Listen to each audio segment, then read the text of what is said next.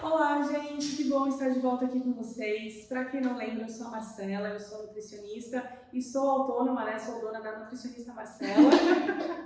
E a gente está com mais um vídeo nessa jornada do empreendedorismo e saúde. De novo, estou aqui com a minha grande parceira.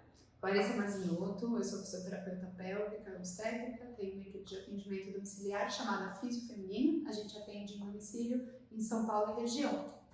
E hoje a gente convidou a Ju Munaro, ela é jornalista, ela vai se apresentar para estar com a gente e conversar um pouquinho sobre canais de comunicação para além daqueles óbvios que a gente já conhece. Então fica nesse vídeo que você vai amar. E é um prazer ter você com a gente. Obrigada. Queria que você se apresentasse, né? Eu acho que você é a melhor pessoa para falar sobre você, né? Obrigada, meninas, pelo convite. Muito feliz de estar aqui com vocês. Bom, eu sou jornalista, tenho mais de 15 anos de experiência. Trabalhei 10 anos no Pequenas Empresas e Grandes Negócios.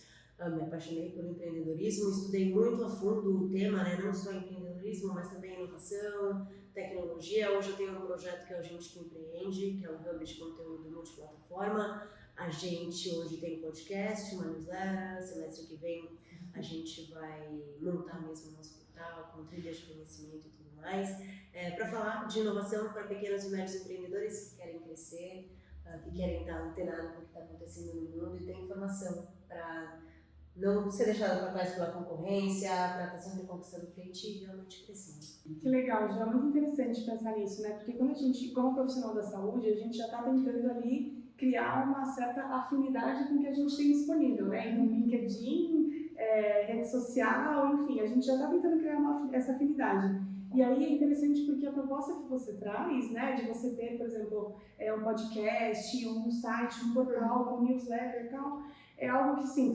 para nós é meio tipo, uau, existe esse caminho e a gente está ali, né, batendo cabeça no Reels e não sei o que, informação rápida e tal. E talvez pra gente, eu acho que faça muito sentido a profundidade da temática de poder entrar em algo assim, né, um podcast, enfim. Como que você chegou até esse movimento, assim? Por que fez sentido para você o podcast, o portal? Bom, acho que também eu já estou na área, né? Então acaba talvez sendo um pouco mais fácil, assim. Quando eu comecei na profissão, ou você trabalhava numa redação e estava num grande veículo para você ter voz, ou era isso, né? Sim. Não tinha outra alternativa.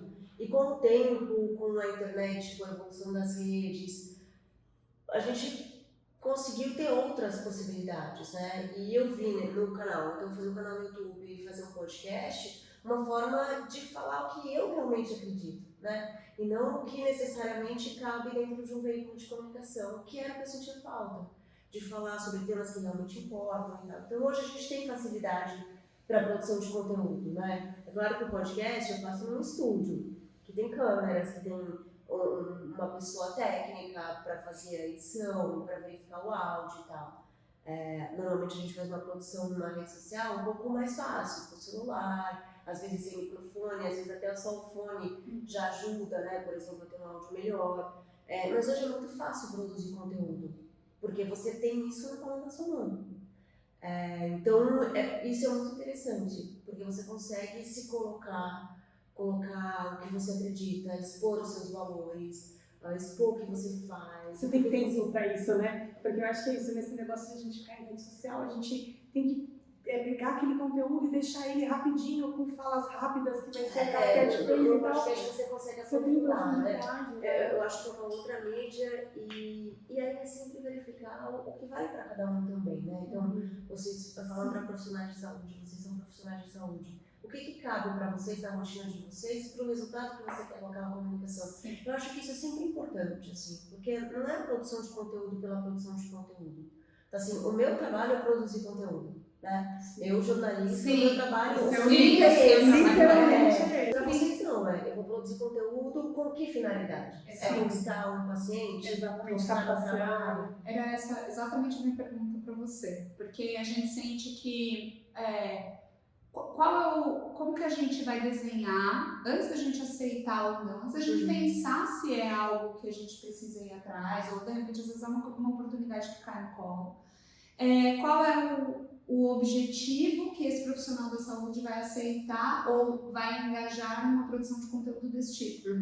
Porque o teu objetivo é captar mais pacientes, por exemplo, para a minha empresa, Eu sempre falo aqui nos vídeos, o Marcelo já está muito cansado de ouvir, Mas que eu adoro. antes eu tinha uma agenda para preencher, que era a minha. Hoje eu tenho 8 agendas para preencher. Então eu preciso sim ter um lugar que a Físio Feminina seja uma referência na área, e eu preciso falar para outras pessoas que também acreditam no modelo do atendimento domiciliar, fisioterapia pélvica e obstétrica.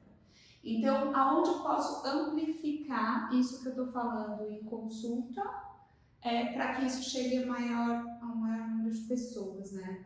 Mas o que eu vejo atualmente são alguns, aí pode ser uma percepção minha, alguns profissionais indo para podcasts ou coisas do tipo, e ainda sem entender para quem eles estão falando e por que eles estão falando. E para nós tem uma diferença muito grande, né? Porque quando você fala para outros profissionais de saúde, você tem que ter um nível técnico de linguagem, né? E quando a gente fala com o paciente, né, na intenção de buscar e captar paciente, você tem que deixar essa fala muito mais acessível, né? Então, se você vai para um podcast, né, querendo captar paciente e ao mesmo tempo traz uma linguagem muito técnica, muito científica, com certeza não vai dar certo. Talvez funcione para um B2B, se você quer às vezes fazer palestra, né? Não sei, eu acho que talvez faça até sentido. O que a gente precisa para iniciar? Vamos supor que fique esperando para ter um podcast, assim.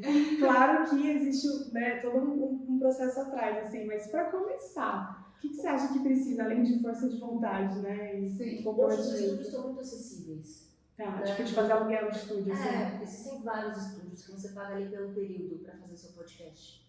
Aí você tem que verificar a hora, o que vai caber também no seu orçamento, né? Mas hoje dá para começar até com isso aqui.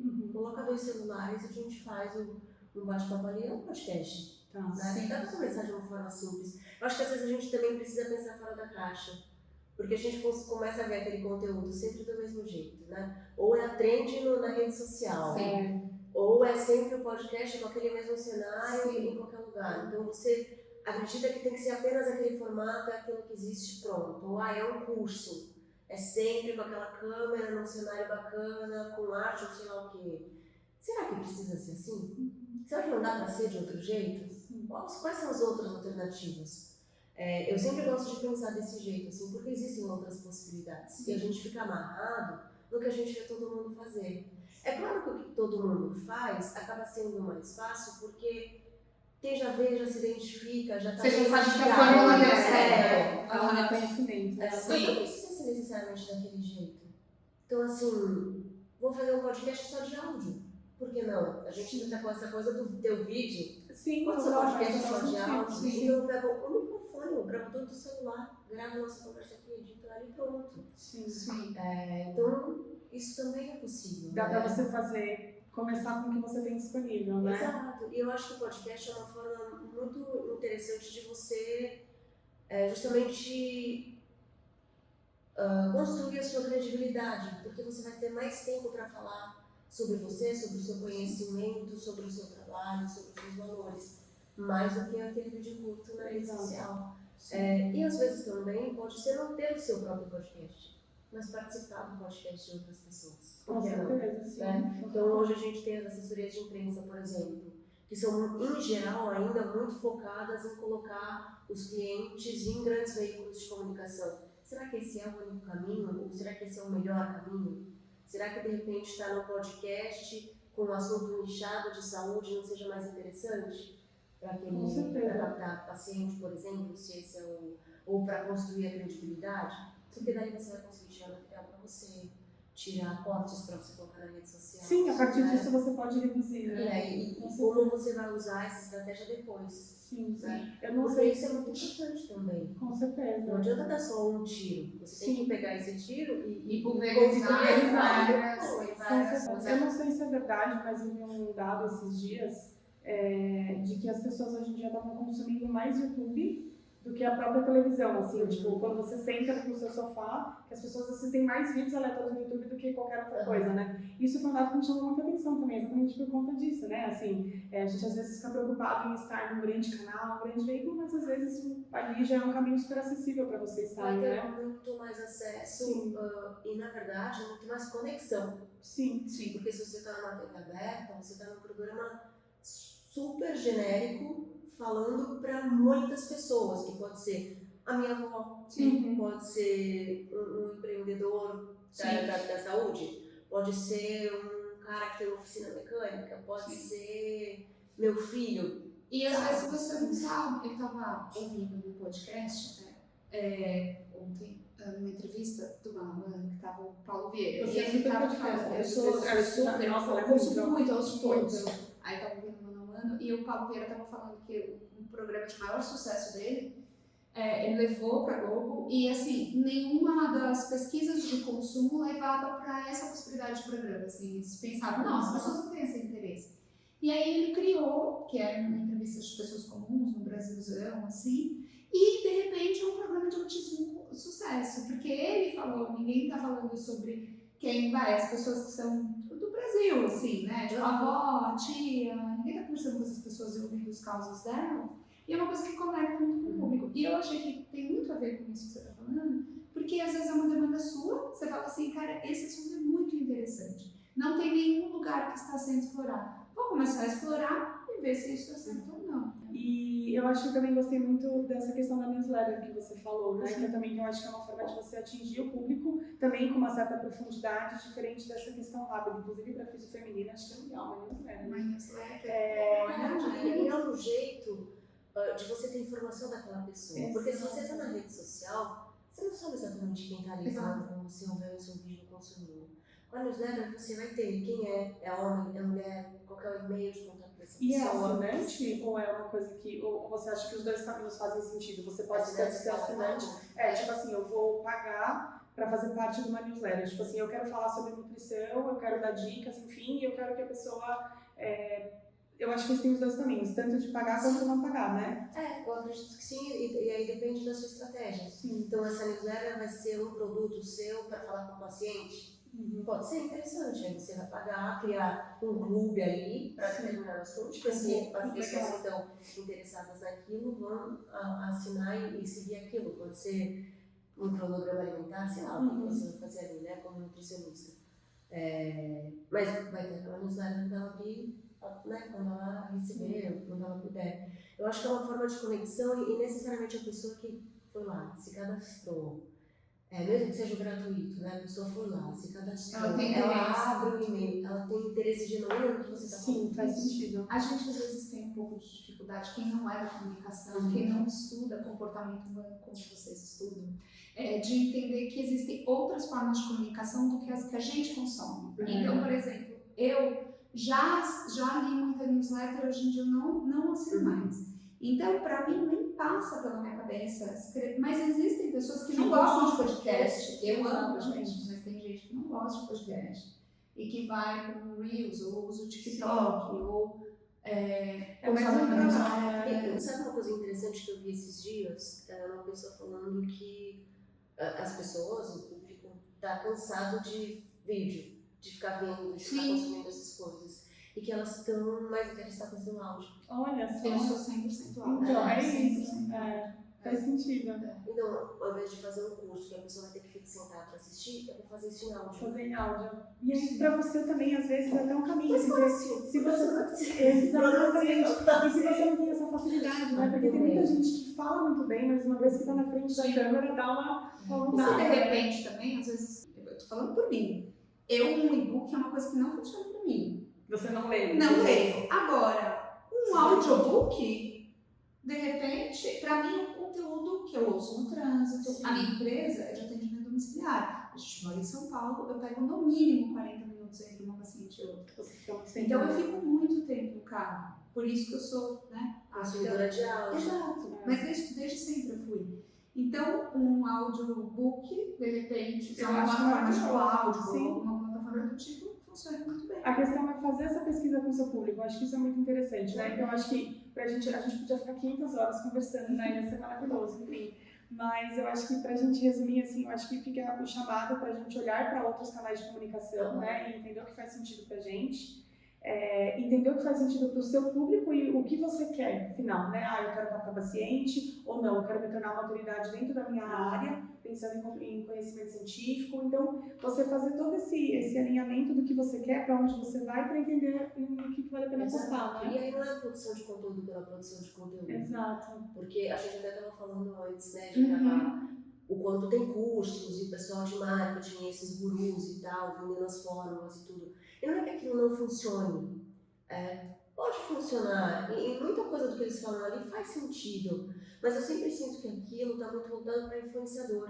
Né? Então eu, como profissional da saúde, o que eu quero? Eu quero ser um influenciador? Não, Isso é uma coisa que a gente sempre fala. Qual é o seu objetivo? Você ser influenciador porque como consome muito tempo, quem tem agenda cheia tem muita dificuldade de fazer tudo isso, né? E Ju, eu tenho uma última pergunta.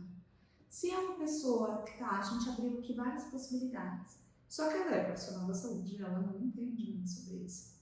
Qual é o momento de falar, eu preciso contratar uma agência, ou que seja uma assessoria de imprensa, ou uma agência que faça essa produção, e quando que você acha que esse é o momento, assim, você tem? Eu acho que tem um ponto importante, assim, que é entender o que você quer com essa comunicação.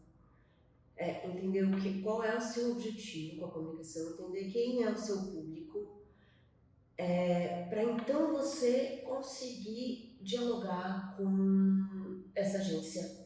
Eu até ano passado eu fiz um workshop, e do workshop a gente transformou o conteúdo no e-book. Eu vou deixar no meu Instagram, vou passar o link para vocês, de repente, se vocês quiserem compartilhar. E ele é justamente isso, assim, é dar informação para que empreendedores em geral, pode ser profissional da saúde, entenda o básico da comunicação para que ele consiga dialogar com as agências. Perfeito. Porque eu sinto que muitas vezes as agências também são técnicas. Perfeito. Então estou eu aqui, que entendo tudo de comunicação, falando com uma pessoa que não entende nada, vai ter ruído, sabe? Então você precisa entender o mínimo para saber como cobrar desse profissional. Isso é ótimo. Perfeito. Não, isso é ouro. A gente até falou, a gente fez até uma trilha aqui, uma jornada que a gente chamou alguém que tem conhecimento em marketing para profissional da saúde, né?